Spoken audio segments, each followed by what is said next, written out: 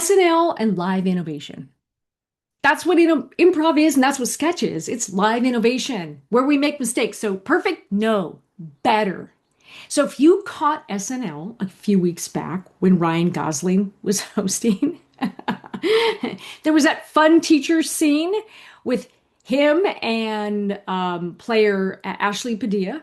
And what they did is they were teachers at a high school and people were passing notes, and there were notes in the drawers. And what was so beautiful about that sketch is that it wasn't completely rehearsed and written out ahead of time. The notes were pure improv. They'd never seen the notes before. And you can tell from them breaking character, which is busting up, that they had read those notes for the very first time live. And they left it that way so that their reactions would be 100% pure and live and real in the moment. And it was a beautiful thing. And it is a reminder of how improv thinking is all about innovation. It's about yes-anding each other, showing up real in the moment, and taking the risk, and in the service of being authentic and having real emotional reactions for you and your audience. And most teams don't operate this way. And if you haven't seen it, in the newsletter, there is a link. Go see it, go Google it, go watch the sketch. It's hilarious because it's the pure part of the sketch that is not scripted. Most teams, they're on the defensive. They don't operate this way at all. They don't have each other's backs. They don't yes and in the moment. They don't innovate. So you might have some familiar symptoms. If any of these sound similar, then this is kind of happening in your culture. Ask yourself, has innovation stalled? Do people show up for each other? Do they take risks?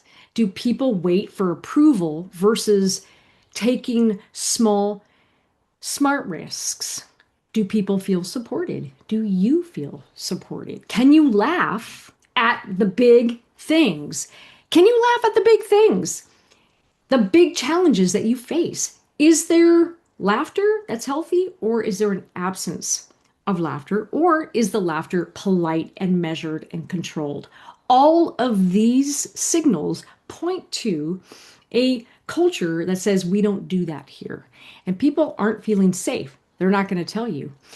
Another big tell is that your best performers check out. If your best performers suddenly stop volunteering, stop making eye contact during meetings, look like they're completely disengaged and somewhere else and thinking about lunch, they are. And that is a big tell. When you lose your best people mentally before they physically leave the building, well, you've created a culture ain't nobody want to be at. And it's hard to hear. And I get it. There are things we can do. And it isn't about making people bolder. That's not what I do. It's about removing roadblocks like fear, like lack of support, like a lack of feeling connected and collaborative with your coworkers. And when you start to take down some of these barriers, people feel more supported. So it is doable. And I just worked with a team of HR executives and their people, and they were really wanting to make sure that their frontline people managers actually felt supported in being bolder. But what was happening was they weren't. They didn't feel like they had permission to be bold. They had to wait for approval, and that was holding up decision making. It was holding up them being able to really be with their team. And so what they needed was to take down fear a little bit, to understand expectations, to feel supported, to feel more connected with their bosses, with their teams. And kind of once you lower fear and you clarify expectations, you can be bolder. So a lot of it is just small changes in your environment and with each other can make people bolder. There's no mandate. There's no mandate. It's like go innovate. Nope, that doesn't work. Telling people to go innovate doesn't work because if the environment is not safe, they won't. Shock. Telling people to be bolder doesn't work. If they're not supported, they won't. Shock.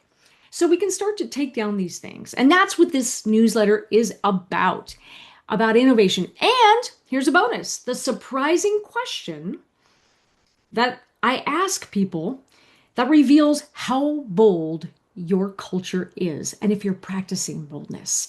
That surprising question is this. Can you laugh at the big challenges?